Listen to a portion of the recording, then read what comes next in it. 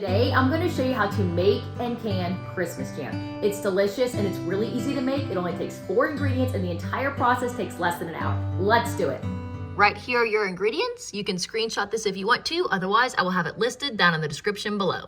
The recipe really is that simple. All you're gonna need is your 2 cups of strawberries and cranberries, and then your 3 cups of sugar and your 3 tablespoons of fruit pectin. So to start, all I'm gonna do is rinse off my berries. I'm gonna do all of my strawberries first and then all of my cranberries. And once they're rinsed, I'm just going to puree them in my food processor here. The berries are rinsed, and now I'm just gonna cut off the tops and then cut out any bad spots.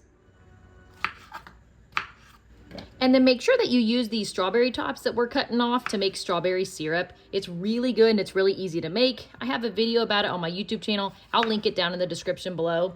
But that strawberry syrup is really good in strawberry milk or strawberry lemonade. You can even use it as like a strawberry drizzle on a cheesecake. It's delicious.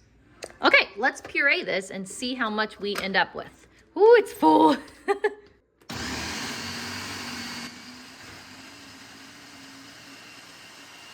That is a little over 3 cups. I'm gonna add in some more strawberries because I wanna make double the recipe, so I need 4 cups of pureed strawberries.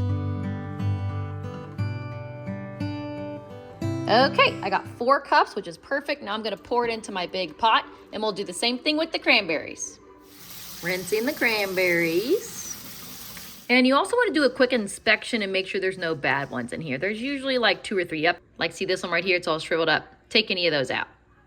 And then the cranberries you just put into your food processor hole. And then puree. And the cranberries are done. You'll notice they're kind of chunky. That's perfect. That's just how I like it. And into the pot. I got all my strawberries and cranberries into the pot. We're gonna pause here and get all of our canning stuff ready because the next few steps of this process are really fast. I'm going to sterilize my jars in an oven at 250 for 10 minutes. They were already clean. I just rinsed them off and put them in there. And then I sterilize my lids by putting them in a small pot of water. Bring that water to a boil. Once it boils, you can shut them off. They're ready to go. Okay, now let's make the jam. This is really simple. All we're going to do is put our pectin into here. You can use either kind. I like to buy it in bulk just because it's cheaper, but if you have the box, that's fine too. You just gotta measure it out. Anyway, so our pectin's gonna go in. Then we're going to bring this to a boil, a rolling boil. That's a boil that if you stir it, it doesn't stir down, and we're gonna boil it for a minute. Then we're going to add in our sugar, do the same thing, bring it back to a boil, and boil that for a minute. Now, the regular recipe for this is if you use 4 cups of fruit, you're going to use 3 tablespoons of pectin. I doubled the recipe, so I have 8 cups of fruit, so I'm going to use 6 tablespoons of pectin.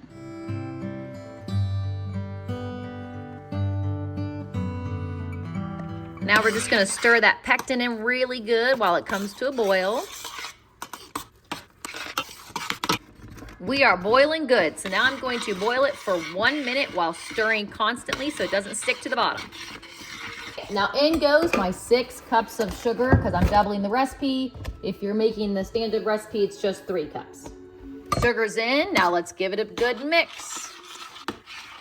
And strawberries are notorious for getting frothy, and this is already getting kind of frothy, so all you have to do is throw in a teaspoon of butter and that'll help keep that froth down.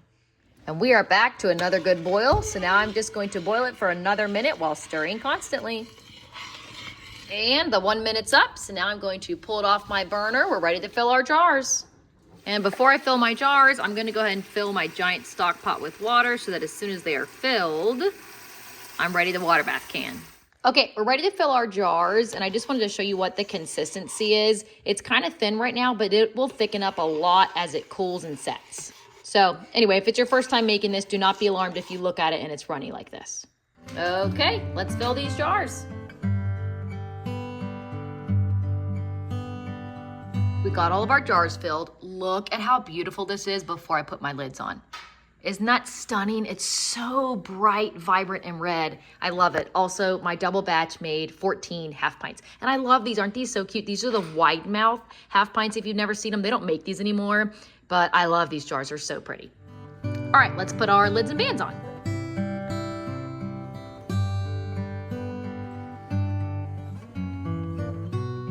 Okay, they're ready to go in the canner, and I am gonna leave this one out just for us to eat fresh over the next couple of days. I'm not gonna waste a lid on that. All right, let's load it up. My canner is loaded, as you can tell, and it is totally fine if to fit all your jars and you have to double stack them and lay a few of them on their side. No problem. Anyway, If you put your jars in and it stops boiling, make sure you let it come back to a boil before you start your timer. Pints and half pints are gonna water bath can for 10 minutes. Quick little taste test while we're waiting for the water to come to a boil. Mommy, that's good. It's so good. The mixture of the cranberry with the strawberry is just golden. I don't know who invented this, but it is so good. It's great jam.